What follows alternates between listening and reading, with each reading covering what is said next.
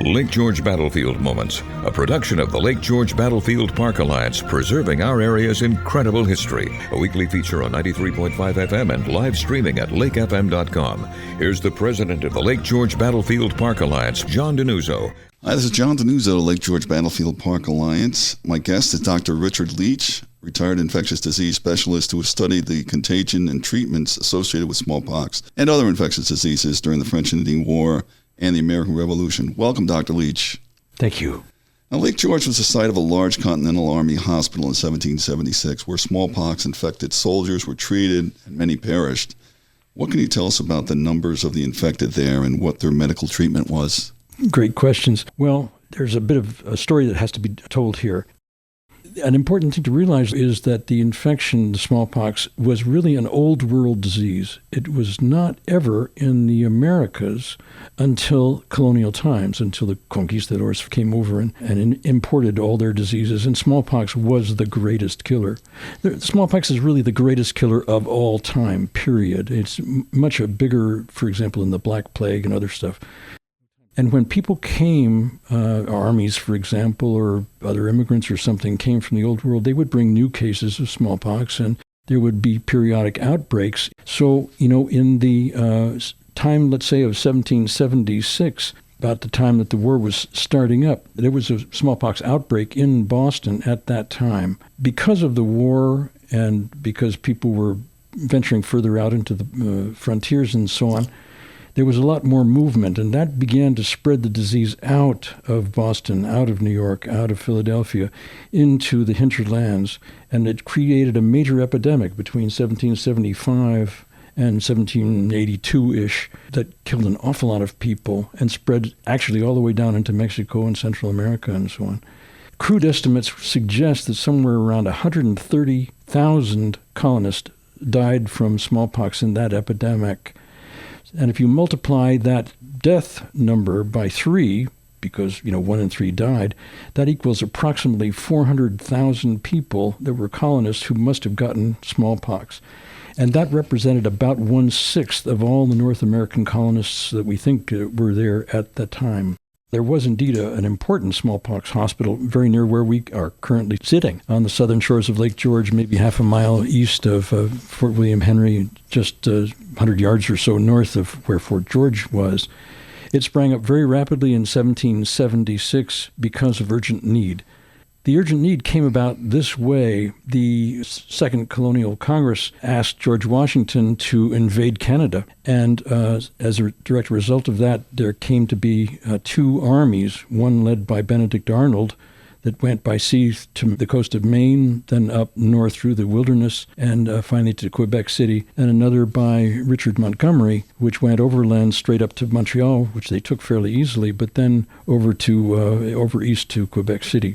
During those 2 campaigns to meet at Quebec, there came to be a huge amount of smallpox in those troops. I think the estimates are that maybe about 4,100 troops went north in the 2 batches, and it is estimated that some 3,000 of them developed smallpox. Unbelievable. It's not clear why that was so prevalent. Maybe the stress of the marches and the freezing weather and poor nutrition and being packed together, and maybe Indian scouts actually brought in some of the smallpox too. It's hard to know.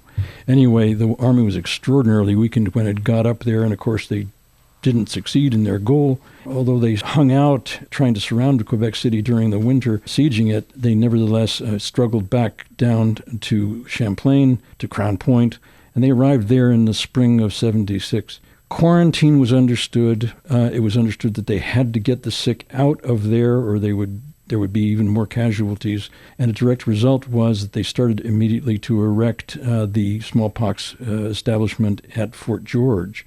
We don't know too much about that establishment. We do understand that there were 2 small cabins to start that were starting to be erected somewhere in July of 76. We know that by the end of August, there were about 3,000 people, and they couldn't possibly have fit in 2 small cabins, so it was probably larger than that.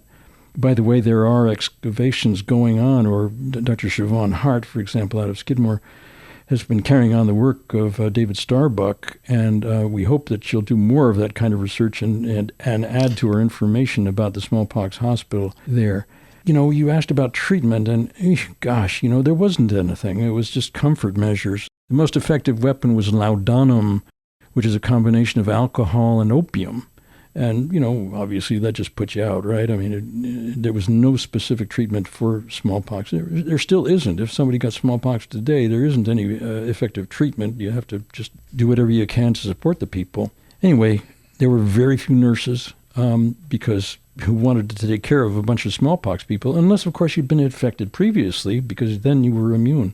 And so there were very few nurses, and there were lots and lots of people moaning and groaning and dying and, lying in their excrement and all that sort of stuff. And it must have been just an amazingly awful experience to be in such a place.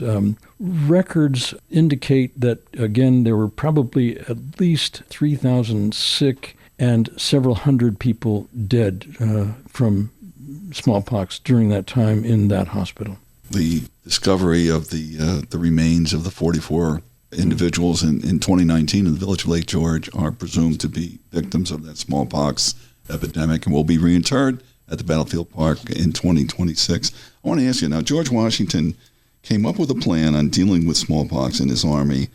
What was the plan, and how did he come to this decision? Yeah, well, that's another, fabulous tale.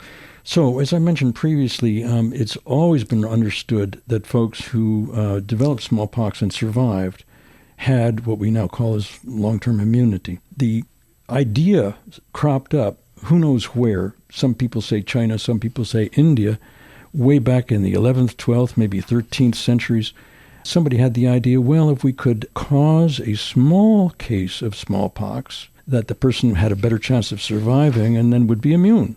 And they invented the process which we now call variolation. That's not vaccination, that's variolation. And what that actually involved was they would make an incision. They would make an incision with a scalpel on a hand or the arm or something. They would then take pus from an active case of smallpox, from one of the lesions, one of the pox, and scrape that pus, which carried an awful lot of virus in it, into the wound. That would then create a wound infection of smallpox. And if the patient was lucky, they would only have a limited amount of sickness. And in fact, it worked. It worked very well. And as I mentioned, there was a case fatality rate, as we call it, about 1 in 3 people who actually got the real smallpox the regular way. But if you had variolation, you only died maybe 3% of the time. So it was really quite a good trade-off. Still, that was 3% risk of dying. It made some people wary, and by the way, that turned out to cause quite an anti-vax movement in those days. The more things change, the more they're the same. Yeah. Wow. Well, that's an interesting tale. And Washington was adamant about implementing this? Yeah. So that process became popular in Europe in just about the turn into 1700s. It came across to the colonies in about 1721. And in Boston at that particular time, they were having an outbreak of smallpox. Cotton Mather, you may remember that name from the Salem witch trials. He had a slave whose name was Onesimus. And Onesimus, who probably lived in Ghana before he was taken into slavery, had received variolation. So he knew about this, and he gave that information to Cotton Mather. Cotton Mather then spread it around to various people, including, by the way, Ben Franklin and the Adamses, John and Abigail. Those 3 founding people became, strong proponents of variolation, tried to push it, ran into that anti-vax stuff. So the variolation process did not have high penetrance into the colonies in those days.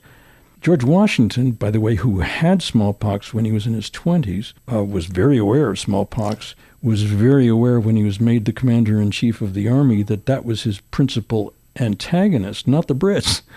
By the way, smallpox probably killed far more people than the Brits did. Some people say that 80% of the fatalities were caused by smallpox as opposed to 20% by the Brits, that kind of thing. So Washington knew, and he also knew that it was preventing people from becoming eager to get into the army, because in army camps you were going to get transmissibility of the germ in high prevalence. So he then decided, with the help of John and Abigail Adams, to actually command his army to have variolation. And he did that. The very first public health mandate and his troops successfully got variolated in the 1776-1777 time period.